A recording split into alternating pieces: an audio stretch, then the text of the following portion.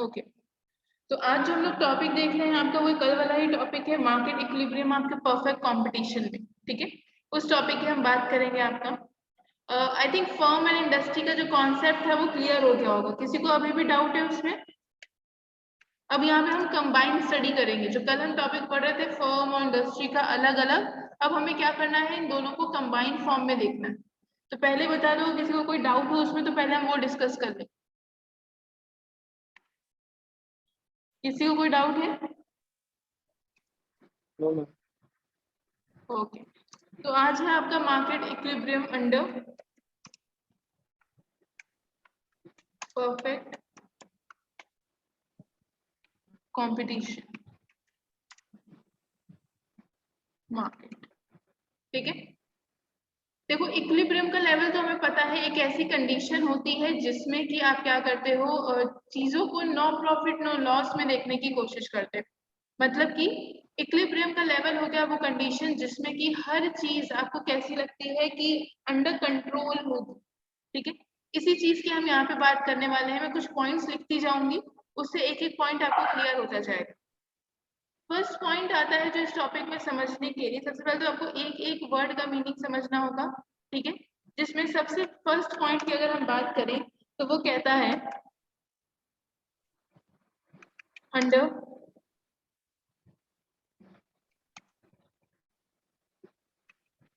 perfect competition. In the perfect competition, market equilibrium is defined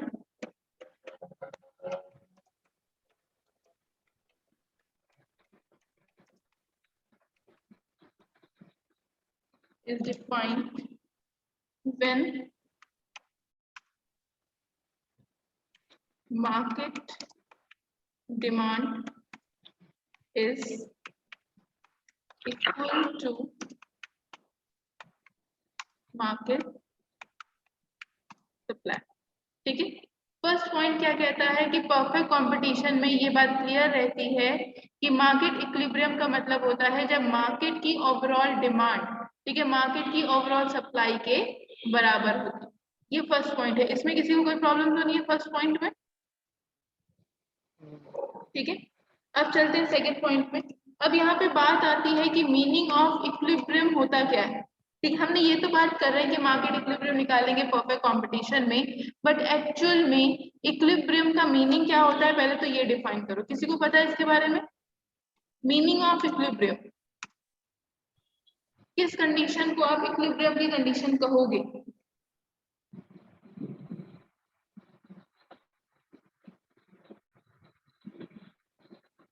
कई बार ये word सुना है इक्विलिब्रियम, इक्विलिब्रियम तो होता क्या है? मैम जहाँ पर मैम प्रोड्यूसर को मैम लॉस बियर नहीं करना पड़ता मैम, वहाँ पर उससे ना मैम जितना वो इन्वेस्ट करता है उससे ज्यादा ही मिलता है, उससे कम नहीं मिलता। एक पॉइंट होता है, मतलब एक तरह से अगर हम ये बोले no profit no no loss, loss. तो उसमें कोई गलत नहीं है। ये तो बात थी आपकी लेमन लैंग्वेज में, मतलब आम आदमी की भाषा में हम यही बोलते हैं कि इक्विलिब्रियम की कंडीशन हो गई no profit no loss. But actual में हम इसे इकोनॉमिक्स टर्म में कैसे डिफाइन करेंगे आपका? इन इकोनॉमिक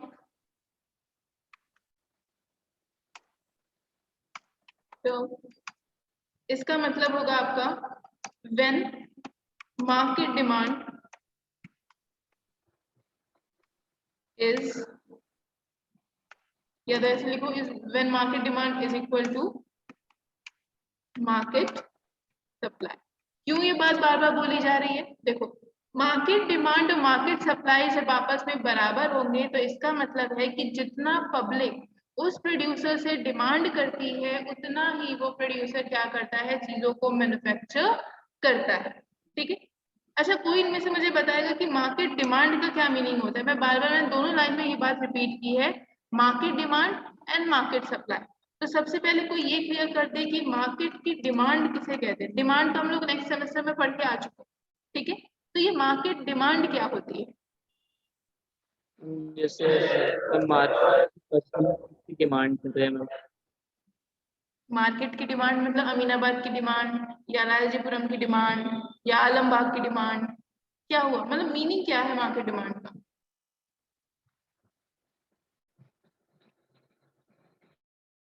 कस्टमर के ऊपर मैम, कस्टमर किस चीज से मैम प्रेफर कर रहे हैं?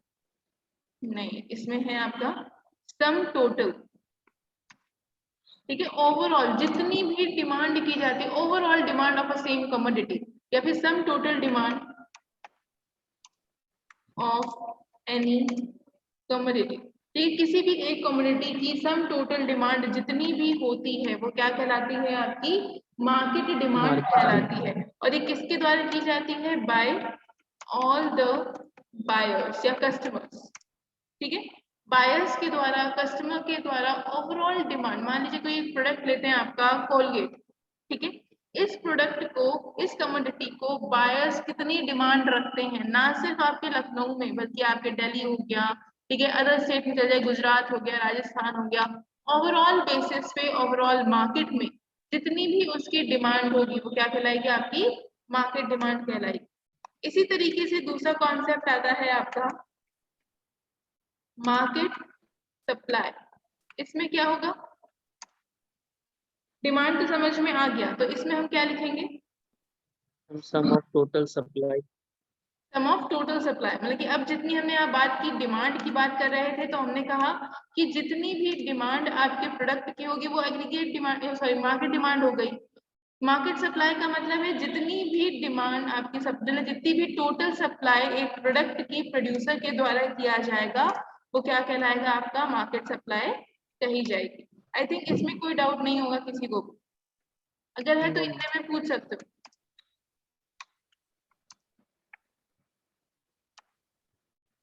ठीक है, ये हो गया आपके इंपॉर्टेंट पॉइंट जो कि आपको मार्केट इक्विलिब्रियम में एटलीस्ट इतने पे तो फोकस करना ही करना। ठीक है, अब इस पूरे कॉन्सेप्ट को हम कर्व और शेड्यूल की तरह से समझने की कोशिश करें। ठीक है, किसकी हेल्प से? एक तो हम शेड्यूल की हेल्प से, मतलब कि एक टेबल हम बनाते हैं उसकी मदद से, और दूसरा आपके कर्व की मदद से हम इसको कोशिश करेंगे समझने। ठीक है, टेबल में जो आएगा सबसे पहले हम यहाँ पे लिख लेते हैं यूनिट्स। ठीक है, हम कितनी यूनिट्स मैन्युफैक्चर कर रहे हैं, या फिर एक काम करते हैं यहाँ लिखते हैं प्राइस, जिससे इजीली चीजें समझ में आ जाए।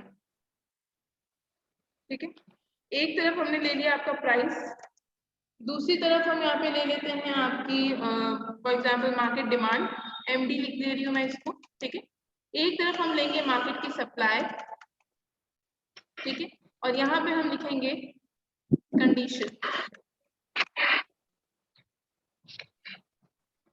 ठीक है, ये 3 पॉइंट हमने यहाँ पे कवर करने हैं। एक तरफ हो गया आपका प्राइस का कॉलम, दूसरी तरफ हो गया आपका मार्जिन जो है एमडी, ठीक है, मार्केट डिमांड, दूसरा है मार्केट सप्लाई, एंड नेक्स्ट हम बात कर रहे हैं आपकी कंडीशन की। एग्जाम्पल लेते हैं, और एग्जाम्पल हम बात करते हैं कि प्राइस क्या हो रहे हैं आपके? इंक्रीज हो रहे हैं। ठीक है, पहले किसी कमोडिटी की प्राइस 2 रुपए थी, ठीक है, अब वो कितनी हो गई है आपकी? मान लीजिए 4 रुपए हो गई है। उसके बाद अब वो 6 रुपए हो गई, 8 रुपए हो गई, अब 10 रुपए हो गई, 12 रुपए हो गई, ऐसे स्लोली आगे बढ़ता जाएगा। ठीक है, यहाँ तक की आपकी बात हो गई। या तो एक काम करते हैं, इसको 10 तक रखते हैं ताकि छोटा रहेगा तो इजीली चीजें समझ में भी आ जाएंगी। ठीक है, अब देखो, जब प्राइस आपकी 2 रुपए थी, तो लेट्स एज्यूम, ये सारी फिगर आपकी एज्यूम्ड है। ठीक है, तो मार्केट डिमांड को हम ले लेते हैं 100। ठीक है, अब देखो, जैसे जैसे प्राइस इंक्रीज हो रहे हैं मार्केट डिमांड क्या होगी? कम होगी, लेकिन मार्केट सप्लाई क्या होगी? इंक्रीज होगी। ये चीजें हमने पढ़ रखी है कहाँ पे? सप्लाई एंड डिमांड के चैप्टर्स में, इतनी हमें पता है। ठीक है, मार्केट डिमांड एज्यूम कर लेते हैं 100 है, और मार्केट सप्लाई का एज्यूम करते हैं हम 20। अब देखो, ये तब का सीन था जब 2 रुपए थी, अब हो गई 4 रुपए, तो डिमांड क्या हो जाएगी? कम हो जाएगी। एज्यूम करते हैं ये हो गई 20 रुपए, 20 यूनिट्स की, और ये हो जाती है आपकी 40। ठीक है, इसके बाद देखो, जब हमारी कीमत बढ़ के वापस 6 रुपए होती है, तो लेट्स एज्यूम कि कितनी हो गई? 60 हो गई, और यहाँ पे भी आपकी मार्केट सप्लाई कितनी हो जाएगी? 60 हो जाएगी। ठीक है, इसके बाद जब आपकी प्राइस 6 रुपए की जगह 8 रुपए हुई है, तो हम एज्यूम करते हैं कि ये कितनी हो जाएगी? 40 हो जाएगी, और ये कितनी हो जाएगी? आपकी 80 हो जाएगी। ठीक है, इसके बाद जब प्राइस आपकी 10 रुपए हो गई, तो मार्केट डिमांड हो गई आपकी, ओवरऑल डिमांड हो गई 20 रुपीज की, और मार्केट की सप्लाई हो गई आपकी 100 की। ठीक है, अभी तक इतने में किसी तरह का कोई डाउट है? ये चीज कैसे हुई? हमने यहाँ पे देखा प्राइस क्या हो रही है, लगातार बढ़ रही है, और हमें पता है डिमांड का कॉन्सेप्ट क्या होता है, जैसे ही प्राइस बढ़ना शुरू होती है डिमांड कम हो जाती है। क्यों? क्योंकि इन दोनों के बीच में इनवर्स रिलेशनशिप होता है। वहीं पे बात करें अगर हम प्राइस एंड सप्लाई की, तो यहाँ देखो जैसे 2 रुपए से 4 रुपए हुआ तो इसकी भी यूनिट बढ़ के 20 रुपए से 40 रुपए हो गई। मतलब कि जैसे जैसे प्राइस इंक्रीज करता जाएगा सप्लाई भी क्या करेगी, इंक्रीज करेगी। क्यों? क्योंकि इन दोनों के बीच में डायरेक्ट रिलेशनशिप होती। इतने में तो कोई डाउट नहीं, ठीक है। अब अगर हम यहाँ पे बात करें तो तुम्हें एक चीज यहाँ पे दिखाई देगी, एक कंडीशन बनी है, ठीक है। कौन सी कंडीशन बनी, अगर ध्यान से देखो तो ये देखो पॉइंट नंबर 6 जो है आपका प्राइस 6, यहाँ पे मार्केट डिमांड भी कितनी है, 60 है, और मार्केट सप्लाई कितनी है, 60 है। तो ये कंडीशन क्या, कैसी कंडीशन हो जाएगी आपकी, इक्विलिब्रियम की कंडीशन, ठीक है। इतने में आई थिंक कोई डाउट नहीं है। तो ये कंडीशन हम इसको कैसे लिख सकते हैं, ये हो गई आपकी इक्विलिब्रियम, ठीक है। इस कंडीशन को हम क्या बोलेंगे, आपका इक्विलिब्रियम की कंडीशन बोलेंगे। क्यों? क्योंकि इस पॉइंट पे डिमांड और सप्लाई एक दूसरे की क्या हो चुकी है, बराबर हो चुकी है। अब अगर हम यहाँ पे बात करें इस पॉइंट पे, मतलब कि पॉइंट नंबर 2 पे, मतलब कि जब प्राइस 2 रुपए थी और प्राइस 4 रुपए थी, तो यहाँ पे देखो क्या ज्यादा है, डिमांड ज्यादा है या सप्लाई ज्यादा है। डिमांड चल रही है 100 और 80 और सप्लाई कितनी चल रही है, 20 और 40। तो यहाँ पे ये कंडीशन हो जाएगी आपकी एक्सेस डिमांड की। किसकी कंडीशन हो जाएगी आपकी यहाँ पे, एक्सेस डिमांड, ठीक है। क्यों हुआ एक्सेस डिमांड? क्योंकि डिमांड आपकी सप्लाई के कंपैरिजन में ज्यादा है। 100 और 80 के टर्म्स हो रहे हैं और यहाँ पे 20 और 40 है, तो डिमांड ज्यादा है। तो ये कंडीशन किसकी हो गई, एक्सेस डिमांड की। वहीं पे नीचे देखें यहाँ पे, तो यहाँ कौन सी कंडीशन बनेगी आपकी, एक्सेस सप्लाई, ठीक है। कैसे हुई एक्सेस सप्लाई, 40 यूनिट, मतलब कि कस्टमर आ रहे सिर्फ 40 यूनिट हमसे खरीदने के लिए, लेकिन हमारे पास 80 यूनिट बेचने के लिए। यहाँ पे 20 ही कस्टमर है लेकिन सामान हमारे पास 100 है, तो ये कंडीशन हो जाती है आपकी एक्सेस सप्लाई। इतना क्लियर हुआ? मतलब कि जो आपका ये ऊपर वाला पोर्शन था, ये 2 पॉइंट जो ऊपर वाले थे, इसको हम कंसीडर कर सकते हैं एज एन एक्सेस डिमांड, ये वाला कॉन्सेप्ट पूरा, ठीक है। और जो नीचे वाला था वो किसकी तरह से ट्रीट किया जाएगा, आपका एक्सेस सप्लाई की तरह। इतने में तो कोई प्रॉब्लम नहीं है किसी को। 3 कंडीशन देख ली, पहली हुई एक्सेस डिमांड की, दूसरी हुई इक्विलिब्रियम की, और तीसरी किसकी हो गई आपकी, एक्सेस सप्लाई की, ठीक है। अब अगर हम इसमें कर्व बनाने की कोशिश करें तो आसान है, कर्व बनाना सबको आता है, इसमें तो कर्व में तो कोई प्रॉब्लम नहीं होगी। अगर जो फिगर आपको बोली गई है, जो डिटेल आपको बोली गई है, हम क्या करेंगे, उसी को ध्यान में रखते हुए पूरा कर्व ड्रॉ करेंगे, ठीक है। लेट्स एज्यूम करते हैं एक तरफ हो गया आपका यहाँ पे वाई एक्सिस, ठीक है, दूसरा हो गया ये आपका एक्स एक्सिस, ठीक है। यहाँ पे फॉर एग्जांपल हम बात करते हैं नीचे के पोर्शन में, यहाँ हम एग्जांपल लेंगे आपकी प्राइस का, ठीक है। नीचे हम एग्जांपल ले लेते हैं प्राइस, ठीक है। और यहाँ पे हम बात करेंगे आपके market demand and market supply, ठीक है। मैंने कई बार बोला है कि वाई एक्सिस पे हमेशा वो चीज शो की जाती है जिसको हम बाय कर्व दिखाना चाहते हैं, और एक्स एक्सिस पे जिसके कंपैरिजन में दिखाना चाहते हैं। तो कंपैरिजन में क्या है आपका, प्राइस है, और वाई पे क्या हो जाएगा आपका market demand and market supply, ठीक है। अब हम बात करते हैं पॉइंट टू पॉइंट आगे बढ़ेंगे, तो प्राइस क्या होगा यहाँ पे, अगर आपका 0 है तो आगे बढ़ते बढ़ते एक कंडीशन में आएगा वो आपका 2 होगा, ठीक है। दूसरे पॉइंट पे आके वो 4 हो जाएगा, फिर आपका 6 हो जाएगा, 8, नेक्स्ट आ जाएगा आपका 8 एंड नेक्स्ट आ जाएगा आपका 10, ठीक है। एज्यूम करते हैं कुछ इस तरीके की फिगर आपको यहाँ पे देखने को मिलेगी प्राइस में, ठीक है। अब देखो जब 2 रुपए थी तो अगर हम यहाँ पे पहले हम ड्रॉ कर लेते हैं एक कर्व जो कि होगा आपका डिमांड का, ठीक है। पहला कर्व हम जो बनाने वाले हैं वो कर्व किसका होगा, मार्केट डिमांड का। जब 2 थी तो इसकी डिमांड कितनी थी, 100, तो एज्यूम करते हैं ये पॉइंट कहाँ होगा, यहाँ पर, ठीक है। इतना Yes. क्लियर हो रहा है। डिमांड अगर हम बात करते हैं तो 2 पॉइंट पे डिमांड कहाँ है, 100 पे, तो ऊपर की तरफ होगी इस पॉइंट पे कहीं। फिर जब 4 होगा तो ये धीरे धीरे नीचे आएगी, 6 होगा अगेन नीचे, 8 हुआ अगेन नीचे, 10 हुआ तो अगेन नीचे। चाहे तो यहाँ पे नंबर्स लिख के भी आप काम कर सकते हैं, ठीक है। तो जब हम इसका कर्व ड्रॉ करेंगे तो वो कर्व कैसा बनेगा, डाउनवर्ड स्लोपिंग बनेगा। कुछ इस तरीके से कर्व आपको देखने को मिलेगा, ठीक है। ये कर्व किसका है, आपका डिमांड का कर्व है, तो हम इसे यहाँ पे लिख सकते हैं मार्केट डिमांड। आई थिंक इसमें कोई भी डाउट नहीं होना चाहिए। नेक्स्ट हम चलते हैं अगले कर्व पे, और अब हम बनाएंगे किसका कर्व, सप्लाई का कर्व, ठीक है, सप्लाई कर्व। अब उसमें देखो कैसे था, नीचे से स्टार्टिंग होगी, मतलब कि 20, देन 40, देन 6 पॉइंट पे आके एक दूसरे को इंटरसेक्ट करेंगे और फिर ये ऊपर चले जाएंगे। तो कर्व कुछ इस तरीके से नजर आएगा, ठीक है। इसमें तो कोई डाउट नहीं है।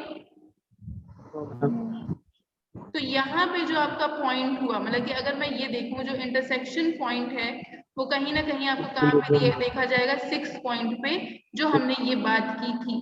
तो ये वाला पॉइंट जो आपका फर्स्ट पॉइंट है, यहाँ मिडल पॉइंट, ये क्या हो जाएगा, आपका इक्विलिब्रियम पॉइंट हो जाएगा, ठीक है। इसको हम यहाँ पे ई भी लिख सकते हैं। ये कौन सा पॉइंट हो गया, आपका इक्विलिब्रियम पॉइंट हो गया, मतलब कि वो कंडीशन जहाँ पे फर्म एंड इंडस्ट्री आपस में रहना चाहेंगी। और ये कब हमने बनाया था, आपकी मार्केट सप्लाई। अब हमें शो करना है एक्सेस डिमांड और एक्सेस सप्लाई, ठीक है। सबसे पहले बात करते हैं हम आपकी किसकी, एक्सेस डिमांड की, ठीक है। एक्सेस डिमांड कहाँ पे था, पहली कंडीशन, जहां पे सप्लाई कम और डिमांड ज्यादा है, मतलब कि ये वाला जो पोर्शन है, ये वाला जो एरिया है, पूरा का पूरा एरिया, यहाँ से लेके यहाँ तक का जितना भी एरिया ये कवर करेगा, वो क्या दिखाएगा आपको, एक्सेस डिमांड दिखाएगा। और वहीं पे जो ऊपर वाला एरिया है वो क्या दिखाएगा आपको, एक्सेस सप्लाई दिखाएगा। क्यों दिखाएगा, देखो ये वाला जो कर्व है सप्लाई कर्व, थोड़ा बाहर को निकला हुआ है। बाहर को निकला मतलब आपकी डिमांड हो रही है यहाँ पे और सामान है यहाँ पे। अगर देखा जाए तो हम ये सोचेंगे कि हमारे लिए तो एक्सेस डिमांड की कंडीशन बहुत अच्छी है, अगर नॉर्मली सोचो। क्यों, क्योंकि आपके पास मान लो 10 यूनिट रखी हुई हैं और आपसे कस्टमर 100 यूनिट मांग रहा है, तो कहीं ना कहीं एज अ प्रोड्यूसर दिमाग चलता है कि कंडीशन हमारे लिए बहुत अच्छी है। क्यों, क्योंकि हम अपनी मनमानी कीमत पे उस सामान को बेच सकते हैं, है कि नहीं। अगर लेमैन की लैंग्वेज में बात करें, नॉर्मल प्रोड्यूसर की तरह अगर आप सोचो, तो आपको लगेगा आपकी दुकान पे सिर्फ एक प्रोडक्ट रखा है और लाइन लगी है लोगों के खरीदने की, तो ये कंडीशन हमारे लिए बहुत अच्छी होगी। बट ऐसा नहीं होता, चाहे आपकी एक्सेस डिमांड की कंडीशन हो या चाहे आपकी एक्सेस सप्लाई की कंडीशन हो, इन दोनों कंडीशन पे प्रोड्यूसर्स को लॉस बियर करना पड़ता है, ठीक है। इतना क्लियर हुआ, क्यों लॉस बियर करना पड़ता है। अगर आप यहाँ पे देखो एक्सेस सप्लाई, तो ये चीज तो क्लियर हो रही है कि दुकान पे 100 यूनिट बिकने के लिए रखी है, पर सिर्फ 1 या 2 कस्टमर उसको खरीदते हैं, तो ये कंडीशन कैसी है हमारे लिए, लॉस की कंडीशन है, ठीक है। इसमें आई थिंक कोई डाउट नहीं होगा, एक्सेस सप्लाई की कंडीशन, ठीक है। वहीं पे अगर हम डिमांड की बात करें, तो डिमांड में भी तो सेम चीज ही हो रही है। उसमें भी तो हो रहा है कि आपके पास भले ही 20 यूनिट रखी है, पर खरीदने वाले बहुत लोग हैं। अगर आपके पास और सामान होता तो आप और भी ज्यादा प्रॉफिट कमा सकते थे और भी ज्यादा प्रॉफिट अर्निंग कर सकते थे। तो कहीं ना कहीं चाहे हम एग्रीगेट सप्लाई की बात करें या फिर हम एग्रीगेट डिमांड की बात करें, ये दोनों कंडीशन लॉस की कंडीशन होती है। और फर्म एंड इंडस्ट्री कभी भी लॉस की कंडीशन को फेस नहीं करना चाहिए, ठीक है। तो वो हमेशा कहाँ रहेंगी, एक ऐसी कंडीशन पे जहाँ पे ना तो कोई लॉस हो और ना ही कोई प्रॉफिट हो, ठीक है। एक ऐसी कंडीशन जहाँ पे ना तो लॉस हो और ना ही प्रॉफिट हो, तो वो कौन सी कंडीशन होगी आपकी, ये वाली, डेट इज इक्विलिब्रियम की कंडीशन। ये है पूरा कर्व किसका, आपके परफेक्ट कंपटीशन या परफेक्ट कंपटीशन मार्केट का, ये पूरा कर्व कंबाइंड कर्व दिया गया। इसमें कोई दिक्कत किसी तरह की, नो मैम, क्लियर है इतना, ठीक है। अब बात करते हैं कुछ इंपॉर्टेंट एजम्पशंस की, ठीक है। एक कुछ एजम्पशंस, कुछ इंपॉर्टेंट पॉइंट्स जो कि परफेक्ट कंपटीशन मार्केट के इक्विलिब्रियम में आपको ध्यान रखने होते हैं। तो हेडिंग आएगी आपकी यहाँ पे इंपॉर्टेंट पॉइंट्स, ठीक है। पॉइंट टू पॉइंट बात करेंगे, जिसको जहां पे भी प्रॉब्लम लगे, डाउट हो, वो यहाँ पे पूछ सकता है। जो फर्स्ट पॉइंट आएगा आपका इंपॉर्टेंट पॉइंट्स में, जब आपकी क्लास चल रही थी परफेक्ट कंपटीशन की, तभी मैंने ये बात क्लियर कर दी थी, आपको समझाई थी कि इस टाइम पे इस तरह की जो फर्म होती हैं वो प्राइस टेकर होती है। मतलब क्या कहने का है कि अंडर परफेक्ट कंपटीशन में firms are price taker and industries are price makers। इसमें तो कोई डाउट नहीं है। परफेक्ट कंपटीशन में फर्म प्राइस टेकर होती हैं और इंडस्ट्रीज प्राइस मेकर होती है, ठीक है। ये कॉन्सेप्ट हमने पहले भी इसके बारे में डिस्कस कर चुके थे। दूसरा पॉइंट आता है कि अगर हम इन अ लॉन्ग रन बात करें, इन अ लॉन्ग रन, ठीक है, अगर हम लॉन्ग रन की बात करते हैं, मतलब कि एक ऐसे टाइम पीरियड की जिसमें कि फर्म्स चाहती हैं बहुत लंबे समय तक रहना, तब वो जो फर्म्स है, firm want normal profit at this situation, ठीक है। तब उस सिचुएशन में जितनी भी फर्म्स है वो नॉर्मल प्रॉफिट की कंडीशन चाहेंगी। मतलब कि ऐसी condition, no profit no loss की कंडीशन की एटलीस्ट जितना हम बना रहे हैं उतना हमारा बिक जाए। क्यों चाहेंगे? क्योंकि हमें अपने बिजनेस को 10 साल 20 साल 15 साल तक चलाना है। ये मेन मोटिव है आपका, इंपॉर्टेंट पॉइंट जो हम एजम्पशन लेके यहाँ पे चल रहे हैं। थर्ड आता है आपका प्राइस मैकेनिज्म। किसी को पता है कि ये प्राइस मैकेनिज्म क्या होता है? Meaning of price mechanism?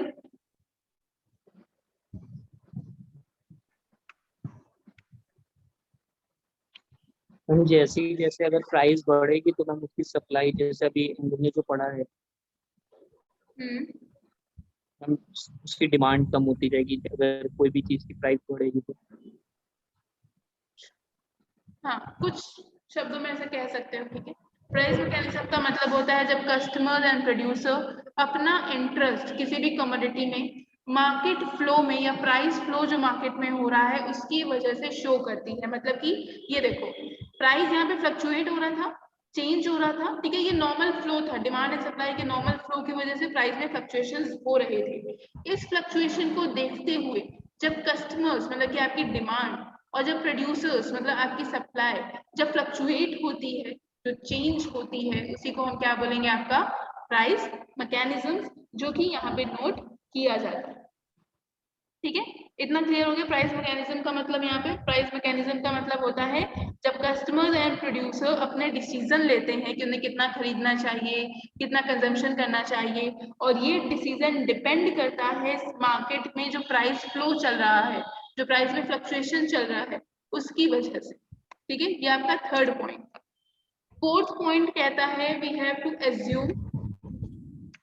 Assume हमें यहाँ पे करना होगा law of demand and supply. मतलब कि इस पूरे कॉन्सेप्ट पे हमें law of demand and law of supply को एज्यूम करके चलना होगा। तभी देखो जब टेबल हमने बनाई थी तो यहाँ पे लॉ ऑफ डिमांड भी अप्लाई किया गया एंड लॉ ऑफ सप्लाई को भी यहाँ पे अप्लाई किया गया, ठीक है।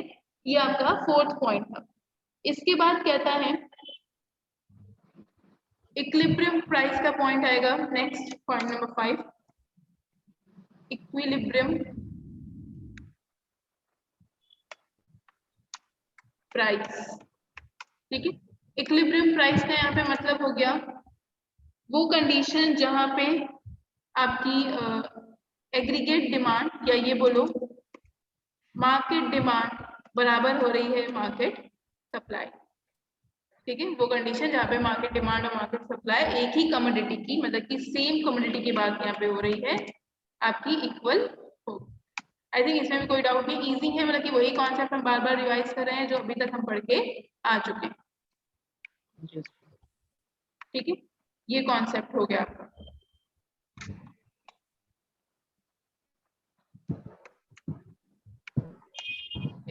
ये आपका 5th पॉइंट है।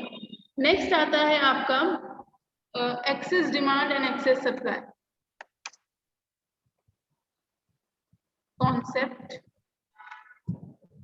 ऑफ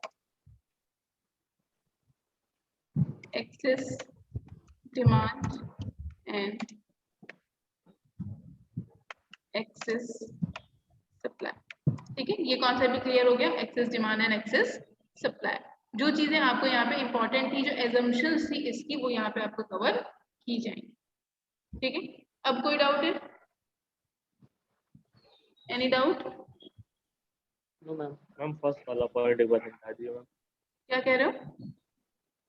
मैम फर्स्ट वाला point, ma'am firm and firm are price taker, industries are okay, मतलब प्राइस फर्स्ट पॉइंट में मेकर। डाउट है। फर्स्ट पॉइंट ना, फर्स्ट पॉइंट कह रहा था firms are price takers and industries are price maker. कल ही हमने यहाँ पे बात की थी कि फर्म क्या होती है, वो छोटी छोटी कंपनीज होती हैं जो कि अंडर इंडस्ट्री वर्क करती हैं, मतलब कि इंडस्ट्री के अंडर वो लोग काम परफॉर्म करती हैं। अब देखो, जो इंडस्ट्री एक ह्यूज कॉन्सेप्ट है, जो मैंने कल एग्जाम्पल लिया था टेक्सटाइल इंडस्ट्री का। ठीक है, टेक्सटाइल इंडस्ट्री है वो क्या करेगी, प्राइस बना देगी कि आप जो भी सामान बेचोगे, आप 10 रुपए का, 20 रुपए का, 30 रुपए का ऐसे ही बेचोगे, जो कि फिक्स है, आप उसको चेंज नहीं कर सकते। तो जो उनके अंडर फर्म काम कर रही होती हैं, वो भी उस चीज को एक्सेप्ट करती हैं और उतने में ही सामानों को बेचती हैं। एग्जाम्पल की बात करो तो जब मैंने परफेक्ट कंपटीशन समझा रही थी, तो मैंने अमीनाबाद मार्केट का एग्जाम्पल लिया, जिसमें कहा था कि जो मार्केट वहां पे सिचुएटेड है, जैसे कि बुक मार्केट की अगर आप बात करो, वहां पे 10-15 दुकानें हैं, 10-15 दुकानों में सेम किताब आपको मिलेगी, और जो परसेंटेज डिसाइडेड होगा, जो आपको छूट वगैरह मिलेगी, या जो भी जिस परसेंटेज में आपको बुक्स रिसीव होती हैं, वो भी सेम होगा। मतलब कि बुक की क्वालिटी, बुक का स्टैंडर्ड, बुक का सिलेबस, बुक की कॉस्ट, प्राइस, सब कुछ क्या होगा, एक दूसरे के बराबर ही होगा, चाहे आप पहली दुकान में चले जाओ या फिर चाहे आप आखिरी दुकान पे चले जाओ। ठीक है, ये कॉन्सेप्ट यहाँ पे आपका बोला जा रहा है। इतने में तो कोई डाउट नहीं है, आप क्लियर हो गया? ओके, नेक्स्ट कॉन्सेप्ट जो आता है वो आता है आपका, अब यहीं पे समझाया गया है कि एक्सेस डिमांड की डेफिनेशन एंड एक्सेस सप्लाई की डेफिनेशन। तो हम यहीं पे लिख लेते हैं इसको। पहला कॉन्सेप्ट आता है आपका एक्सेस डिमांड। ठीक है, फर्स्ट कॉन्सेप्ट है, क्या है आपका, एक्सेस डिमांड। इसकी डेफिनेशन देखेंगे, आई थिंक मीनिंग तो क्लियर हो ही गया है, क्या मतलब होता है एक्सेस डिमांड का। अब हम यहाँ पे देखेंगे इसकी प्रॉपर डेफिनेशन क्या है। ठीक है, एक्सेस डिमांड की डेफिनेशन होती है, it refers to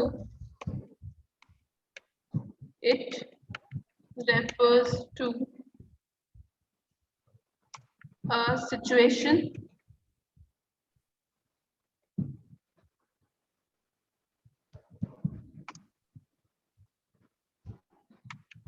when quantity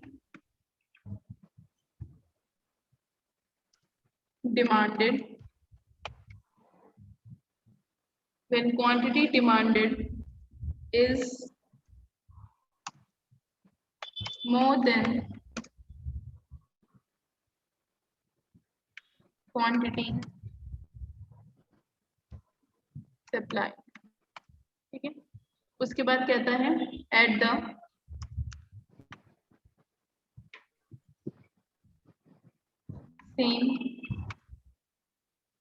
same at the market price।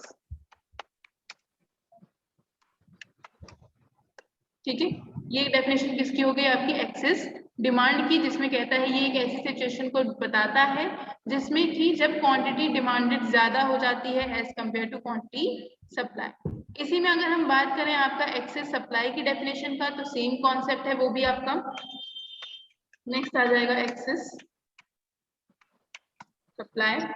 ठीक है,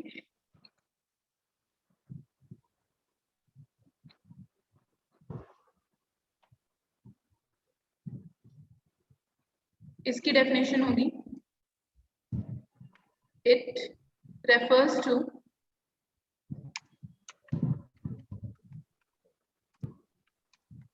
a situation when quantity supplied is more than quantity demanded at the market price. ठीक है, ये दो कॉन्सेप्ट हैं। एक कॉन्सेप्ट तो हो गया आपका यहीं पे मार्केट डिमांड का, ठीक है, जिसमें आपसे बोला गया कि मार्केट डिमांड का मतलब होता है मार्केट डिमांड का मतलब होता है एक्सेस डिमांड का मीनिंग होता है जब आपकी डिमांड मतलब कि जो भी आपकी ओवरऑल डिमांड है वो क्या हो जाती है, ज्यादा हो जाती है किसके कंपैरिजन में, सप्लाई के कंपैरिजन में। तो क्या कंडीशन होगी आपकी, एक्सेस सप्लाई की कंडीशन हो गई। वहीं पे बात करें तो नेक्स्ट आता है आपका एक्सेस सप्लाई।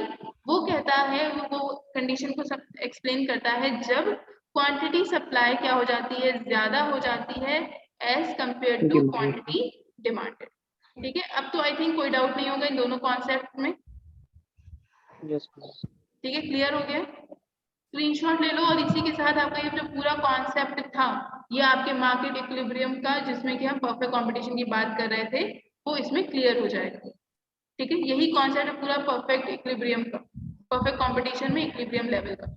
इसी तरीके से जो आपके आगे की जो चार वो हैं मतलब कि चार जो आपके टाइप्स आते हैं उसमें भी हर तरह से आपको देखना होगा कि फर्म एंड मार्केट का यूज करते हुए कि किस तरीके से हमें क्या करना है, पूरा एनालिसिस करना होता है और डिमांड सप्लाई कंडीशन निकलती है, इक्विलिब्रियम की कंडीशन निकलती है, कंपटीशन मार्केट। ये जो पूरा था ये आपके यूनिट 1 का टॉपिक था, परफेक्ट कंपटीशन था। इसमें कोई डाउट है किसी को भी, कुछ भी जो ना समझ में आया हो?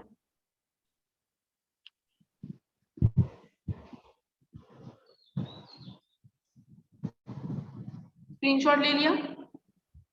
Yes yes ma'am. ओके, अपना कैमरा ऑन कर लो ताकि मैं फिर आप लोग के अटेंडेंस भी ले लूं। मैम हम लोग को फॉर्म भी फिल करने रहेंगे। क्या कह रहे हो? रजिस्ट्रेशन मैम, हम लोग को रजिस्ट्रेशन फॉर्म कब तक फिल करने हैं?